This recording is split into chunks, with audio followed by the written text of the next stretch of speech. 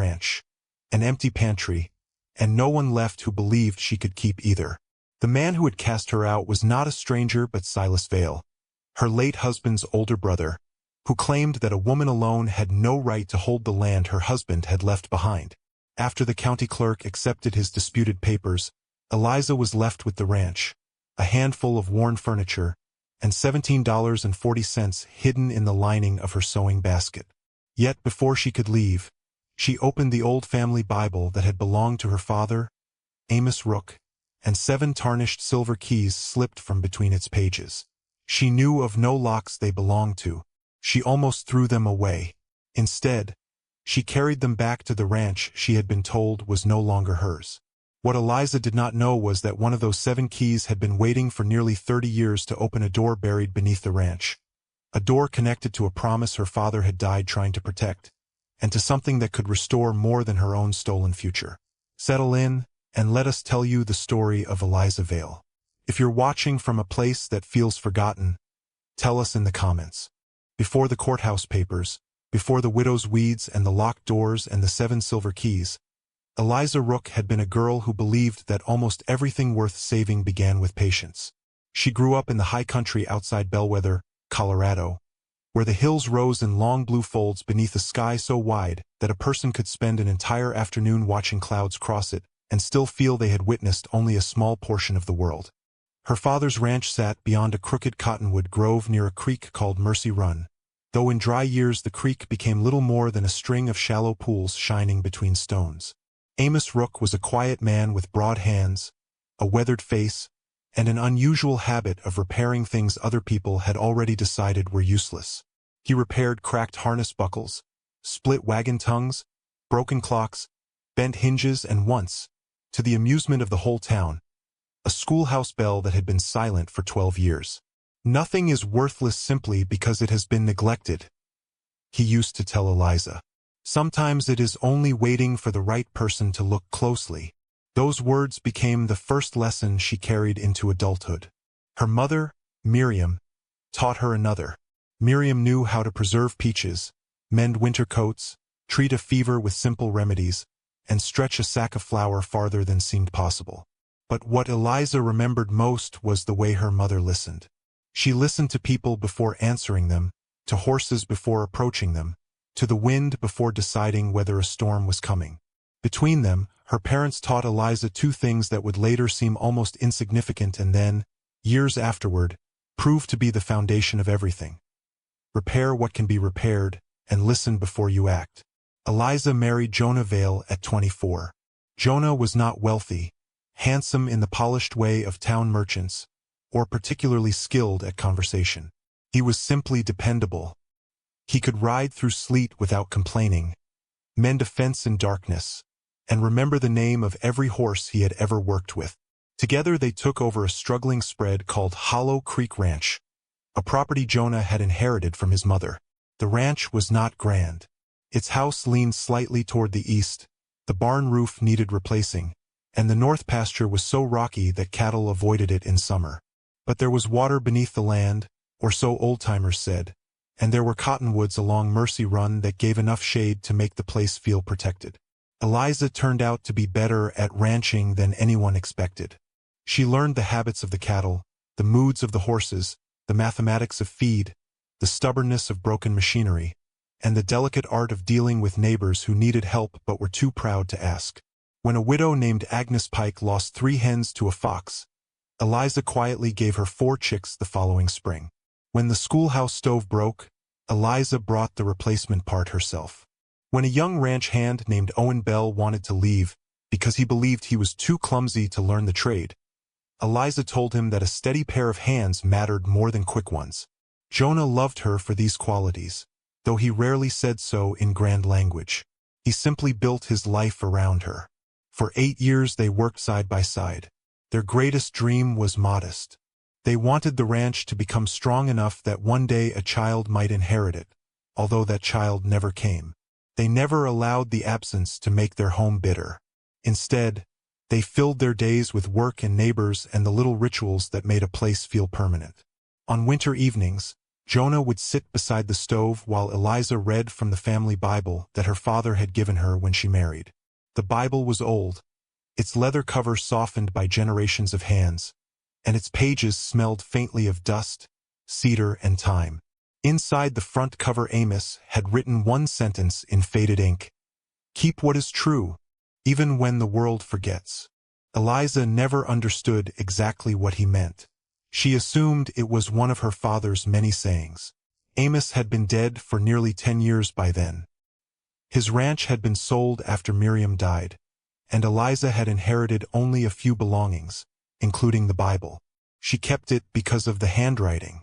There was comfort in seeing her father's hand again, especially on difficult evenings when the wind rattled the windows and the ranch seemed too large for 2 people.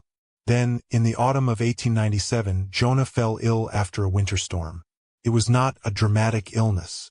There was no sudden catastrophe, no moment when the world announced that it was about to change. There were simply days when he became more tired than usual, then weeks when he could no longer ride as far as he once had. Eliza sold 2 horses to pay the doctor. Then she sold the spring wagon. Jonah improved briefly, enough to insist on returning to the pasture. But by the following spring he was gone. The ranch became silent in a way Eliza had never known. She discovered that grief had sounds of its own. An empty chair scraping faintly when the wind moved the floorboards, a gate banging against its post, a second cup that remained untouched beside the stove. She buried Jonah beneath a cottonwood overlooking Mercy Run. For 3 days afterward she did not leave the house. On the 4th, she rose before dawn, tied back her hair, fed the horses, and began again. That was when Silas Vale appeared. Silas had always believed Hollow Creek Ranch belonged to the Vale family rather than to whichever person happened to possess the deed. He was Jonah's older brother, a broad-shouldered man with iron-gray hair and a manner that could make ordinary statements sound like judgments. He arrived 2 weeks after Jonah's burial carrying a folder of papers and the confidence of someone who expected the world to agree with him. He told Eliza that Jonah had owed money. He said the ranch was burdened by old obligations. He said the bank would take the property unless Eliza signed an agreement allowing Silas to manage it. Eliza listened. She asked to see the original documents. Silas smiled without warmth and told her she was making things unnecessarily difficult. But Eliza had learned to look closely. Her father had taught her that. She examined every paper. Something bothered her. One date was wrong. A signature looked unlike Jonah's. A payment supposedly made 6 months earlier had no corresponding entry in Jonah's account book. She spent that afternoon examining the keys beneath the light from the cracked window. Each had a tiny mark near its bow. The first bore a star. The second bore a crescent. The third had 3 lines. The fourth had what looked like a tiny tree. The fifth had a circle. The 6th had a cross. The 7th was plain. Eliza remembered seeing the mark somewhere before, though she could not recall where. She returned to the ranch boundary at dusk, not because she intended to challenge Silas, but because there was one place she needed to see. Her father's old pasture shelter stood beyond the northern ridge, on land that had once belonged to Amos Rook. When Eliza was a child, Amos had forbidden her from playing near a stone foundation hidden beneath tall grass. He had called it an old storage cellar and told her it was unsafe. She had never thought about it again. Now, as she stood among the ruins, she noticed something she had missed as a child. The stones formed a perfect rectangle, but there was no visible entrance. She walked around the foundation until she found a narrow iron plate set low into the earth. It had 7 small depressions. 7. Her heart began to beat harder. She took out the keys. The first did not fit. Neither did the second. The third stopped halfway. The fourth turned but did nothing. The fifth was too narrow. The 6th would not enter. The 7th slipped smoothly into the lock. She hesitated before turning it. The mechanism beneath the earth groaned like something waking from a very long sleep. A section of stone shifted inward. Cold air rose from below. Eliza stepped back. Beneath the ranch was a staircase. Not a cellar. Not a simple storage room. A carefully constructed chamber descended into darkness. She returned the next morning with a lantern and rope. She did not tell anyone. At the bottom she found a narrow passage reinforced with timber, leading to a room whose walls were lined with shelves. There were no gold coins, no jewels, no weapons. Instead, there were boxes of paper, wrapped ledgers, sealed envelopes, land maps, water surveys, and dozens of small glass jars containing dried seeds. At the center of the room stood a wooden table. On it rested a letter bearing her father's name. Eliza knew the handwriting before she opened it. Amos had written it 30 years earlier. The letter explained that Hollow Creek Ranch sat over one of the most valuable underground water channels in the region, a natural aquifer feeding Mercy Run and several smaller springs. During a drought in the 1860s, Amos and several neighboring ranchers had discovered the water while digging a well. Instead of claiming it privately, they created an agreement among 6 families. They would protect the watershed and share access to it. The 7 keys represented 7 original signatories. The chamber was designed as a record vault where the agreement, maps, and proof of ownership could survive if ordinary county records were lost or altered. But the letter contained something more. Amos wrote that a powerful cattle company had tried to purchase the land years earlier because it intended to divert the underground water toward its own holdings. The families refused. Threats followed. Amos had hidden the records after discovering that someone had begun changing county documents. He trusted no official archive after that. The agreement stated that if any one family ever attempted to seize the ranch and water rights from another member of the group, the entire community could challenge the claim. Amos had spent years collecting evidence. Bank receipts, original deeds, surveyor notes, witness statements, copies of letters from the cattle company. Most importantly, there was the original water-sharing covenant bearing the signatures of the 7 families. Eliza recognized 4 names immediately: her father's, Jonah's grandfather's, Agnes Pike's late husband's, and Silas Vale's father. The 7th name belonged to a family that had disappeared from the region years earlier. The letter ended with a sentence that made Eliza sit down. At the table, "If someone ever uses this ranch to take what belongs to the valley, open the chamber and remember why we built it. The water was never meant to make one person rich. It was meant to keep everyone alive." Eliza read the sentence twice. Then she read it again. Suddenly her father's old words made sense. Keep what is true, even when the world forgets. For 2 days Eliza studied the documents. She learned that Jonah's supposed debt was connected to the same scheme Amos had feared. Silas had acquired a loan from the Bellwether Cattle Company and used the disputed ranch as collateral, but Jonah had never signed the original agreement. The signature had been copied. Worse, the land transfer Silas relied upon had been created from a county copy that contradicted the original deed stored in the chamber. Eliza found the original deed bearing Jonah's legal inheritance and a clause protecting the water rights from private transfer. She also found letters proving that Silas had been negotiating to sell those rights to the cattle company. The ranch was not worthless. It was the key to the water system beneath the valley. Silas had not pushed Eliza out because he thought she was incapable of managing a ranch. He had pushed her out because he believed she was the only person standing between him and the water. Yet there was another problem. The 7 keys were not merely symbolic. The chamber contained 7 locked compartments. Eliza opened them one by one. Inside were statements from families who had depended on Mercy Run during drought years. There were school records showing that children had been sent home when wells failed. There were letters from widows who had received water from the shared spring. There were maps showing that a proposed diversion ditch would drain the eastern pasture and eventually leave 3 smaller communities without reliable water. The treasure beneath the ranch was not wealth in the ordinary sense. It was evidence. Evidence that could save a community if the right people believed it. Eliza carried the first bundle of documents to Clara Wren in Bellwether. Clara nearly dropped the folder when she saw the original deed. "Where did you find this?" she asked. Eliza answered simply, "Under the ranch." Clara read through the papers until the sun went down. By morning she had prepared a legal challenge.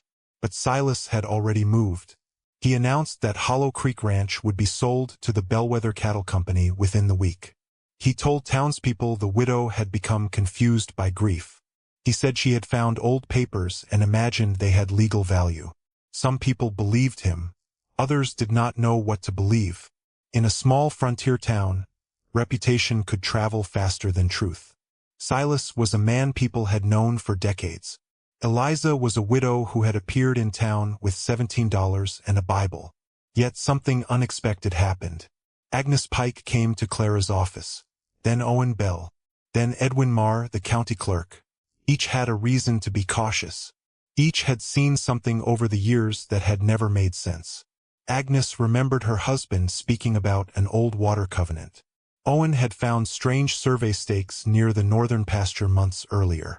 Edwin admitted that one of the disputed county documents had been filed after the date shown on the paper. The pieces began fitting together. Silas had not acted alone. A clerk in the cattle company's office had helped prepare false copies. A surveyor had been paid to mark a new water route. The plan was simple. Acquire Hollow Creek, secure the water rights, build a private diversion, and force neighboring ranchers to purchase access during dry years. What made the scheme especially cruel was that the valley had been built around cooperation. People shared water, tools, labor, and sometimes food. The plan would turn a shared lifeline into a commodity. Still, Eliza refused to let anger become the center of the story. She told Clara that she wanted the truth established first. She wanted no revenge. She wanted the covenant honored. That decision mattered. Because when the hearing came, Silas arrived expecting to face a frightened widow. Instead, Eliza entered the courthouse carrying the old Bible beneath her arm and a wooden box containing the 7 keys. Clara presented the original deed. Then the original covenant. Then the survey maps. Then the letters. Silas's attorney objected. The judge ordered the documents examined. Edwin Marr testified that the county copies had irregularities. Agnes Pike testified that her husband had spoken of the covenant before his death.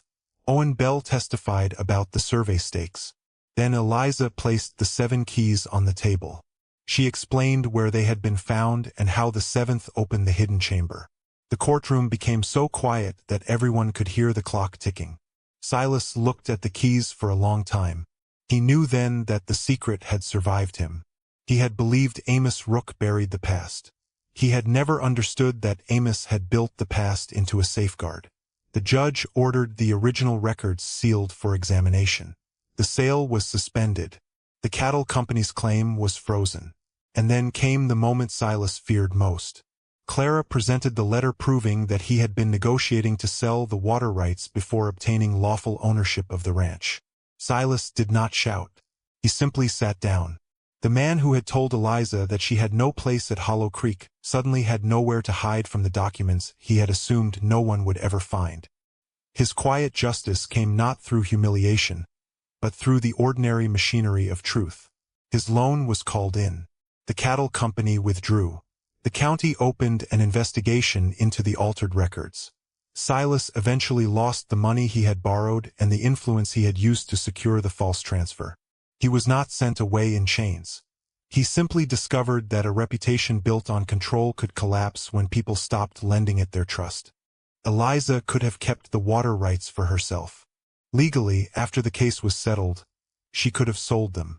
The cattle company returned with another offer, larger this time, and Clara told her she could become wealthy if she chose. Eliza walked to Mercy Run that evening. The creek was low. Children from the valley were gathering buckets near the bank. Agnes Pike stood nearby watching them. Eliza thought of her father's letter. The water was never meant to make one person rich. It was meant to keep everyone alive. She returned to the courthouse and proposed something no one expected. She asked that the old covenant be restored as a public water trust. Hollow Creek Ranch would remain hers, but the watershed would be protected by a community board representing the families who depended upon it. The hidden chamber would become an archive. The original documents would remain sealed but accessible to authorized trustees. The abandoned irrigation channels would be repaired. The eastern pasture would be opened for shared grazing during drought. And a portion of the ranch's income would fund the school and a small emergency grain store. It was not charity. Eliza called it stewardship. The town accepted. Work began before winter. Men repaired the old diversion ditch. Women cleaned the neglected springhouse. Children carried stones for the new channel. Owen Bell learned how to maintain the water gates. Agnes Pike donated the first seed sacks for a community garden. Edwin Marr created a duplicate record system so no single office could ever again hold the only copy of an important document. Even Clara Wren donated her first legal fee from the case to purchase books for the schoolhouse. The hidden chamber remained beneath the ranch, but it no longer belonged only to Eliza. It became a reminder that the valley had survived because ordinary people had once chosen cooperation over possession. Hollow Creek itself began to recover. The barn roof was repaired. The well was deepened. The old house received new shutters. Eliza planted cottonwoods along Mercy Run and fenced the young trees against cattle. She kept the $17.40 from the day she had been cast out. She placed the money in a small tin box beside the Bible. She never spent it. It reminded her of how little she had believed she possessed. Years later, when children asked why she kept such a small amount, she would smile and say, "Because once I thought $17 was all I had." The children never understood the full meaning. They were too young. But Eliza did. She had discovered that poverty was not always the absence of things. Sometimes it was the moment when the world convinced a person that what remained had no value. Her father had left her a Bible. Silas had left her $17. Jonah had left her a ranch. The county had left her a disputed name. Yet beneath all those losses was something larger. A truth preserved by people who believed the future deserved protection. The 7 keys became known around Bellwether as the Silver Seven. Each original family received a replica, while the real keys remained with the archive. Children grew up hearing the story. Some believed the chamber contained treasure. Others imagined gold. But those who knew the truth understood that the greatest treasure had been the record itself. Years after the hearing, during another severe drought, the community depended on the water system Eliza had helped restore. The creek shrank, cattle grew restless, and the hills turned brown. Yet the springs held. The shared gates were opened according to the old covenant. No family was turned away. No one had to purchase water from a private company. The valley survived because a widow who had once been told she had nothing had refused to throw away 7 old keys. And perhaps that is why Eliza's story lasted longer than the people who had tried to erase her from the ranch. She never became famous. There was no statue in Bellwether with her name carved into stone. She did not become wealthy enough to live without work. She still repaired fences, balanced feed accounts, mended coats, and rose before sunrise. She simply became the keeper of something that had almost been forgotten. When visitors asked about the 7 keys, she would take them to the old ranch house and show them the family Bible. She would open it carefully and point to the faded words her father had written inside. "Keep what is true, even when the world forgets." Then she would tell them that truth does not always arrive loudly. Sometimes it waits inside a neglected book. Sometimes it rests beneath a floor.